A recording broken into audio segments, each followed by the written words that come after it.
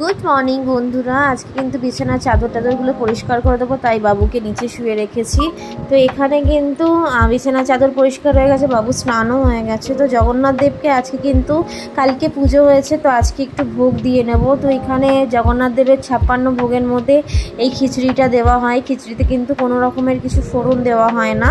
তো খিচুড়ি তৈরি হচ্ছে, আরও কিছু ভোগ বানিয়ে নেব। এখানে কিন্তু সকালবেলা আমি জগন্নাথ দেবকে কিন্তু সাজিয়ে নিয়েছি, ফুলের মালা, নতুন ড্রেস, গোপুসোনাও তার সাথে রেডি হয়ে গেছে। তো এখানে খিচড়ি হয়ে গেছে।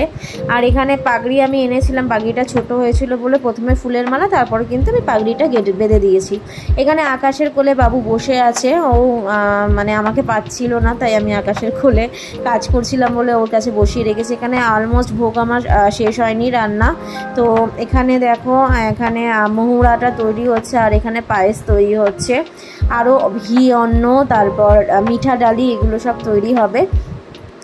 তো এখানে আমি ঠাকুরকে আজকে মনের মতো করে সাজিয়েছি, মাকেও আমি মালা পরিয়েছি। এখানে কিন্তু ভোগ ঘি অন্ন, খিচুড়ি, মহুরা, মিঠা ডালি আর পায়েস করা হয়েছিল। যতটুকু আমার সাধ্য মতো হয়েছে ততটুকুই ভগবানকে আমি ভোগ দিয়েছি।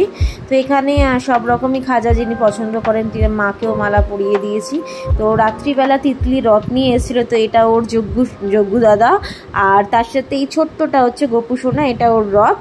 তো নিয়ে এসেছে, আবার উল্টো রথের দিনকে ওর রথে এখান থেকে যাবে। তো আজকের ব্লগটা এইটুকানি।